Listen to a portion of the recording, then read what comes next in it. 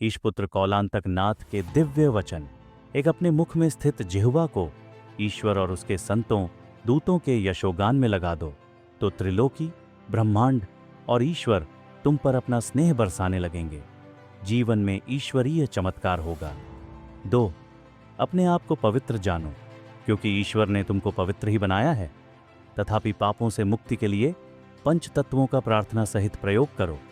जल, अग्नि, आकाश, पृथ्वी, वायु, सब में तुम्हारे पापों को सोखने की क्षमता है, क्योंकि ईश्वर ने ये कार्य इनको दिया है।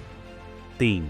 ये मत भूलो कि जिस तरह संसार में तुम्हें संबंधी दिए गए हैं और तुम उनके और अपने संबंध को सत्य मानने लगते हो, जो केवल इसका अभ्यास करने के लिए है कि तुम ईश्वर से अपना संबंध बना सको। 4. तुमको जीवन में विश्राम हेतु नहीं, काम हेतु भेजा गया है। मृत्यु विश्राम लेकर आ रही है, किंतु चिंता करना, तुम ईश्वर से क्या कहोगे कि तुमने सृष्टि को कैसा पाया और क्या योगदान दिया। 5. ब्रह्मांड और संसार को नाश, कयामत के लिए उत्पन्न नहीं किया गया है। ये तो ईश्वर ने अपने और तुम्हारे विलास के लिए बनाया है। युक्ति से यहाँ जीना, आदर्श वचनों और जीवन आचरण को ही जीने की रीति जानना, तब तुम्हारे लिए ब्रह्मांड के द्वार भी खोल दिए जाएंगे। प्रलय तो केवल एक महाविश्राम है। 6. मेरे वचनों पर श्रद्धा रख, अपने ईश्वर को सदा पुकारते रहना, क्योंकि मैंने उसका स्नेह पुकारने के कारण पाया और अब वो तुम्हारी ओर देखते हैं। 7.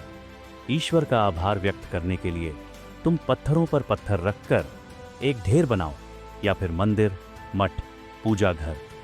ईश्वर तुम्हारे प्रेम के कारण सबको एक सा ही देखता है और तुम्हारे सुंदर प्रयासों पर मुस्कुराता है। 8. ईश्वरीय अवतार या दूतों का आगमन इसी कारण होता है कि तुम उनको छूकर देख सको और विराट, सामर्थ्यवान ईश्वर को छोटी सी इकाई में अनुभव कर सको। ईश्वर का वाक्य है कि उन्हें, अर्थात अवतारों और दूतों को, मुझसे अलग मत पाना, क्योंकि उनकी अंगुली मेरी अंगुली है, उनके पास अपनी कोई अंगुली नहीं। 9. मैं, ईश्वर, कौन हूं, कहां हूं, कैसा हूं, बुद्धि से विचारते ही रह जाओगे। स्वीकार करो कि तुम न्यून हो और प्रेम से प्रार्थना करो, तब मैं अप्रकट होते हुए भी प्रकट होने लगता हूं। 10.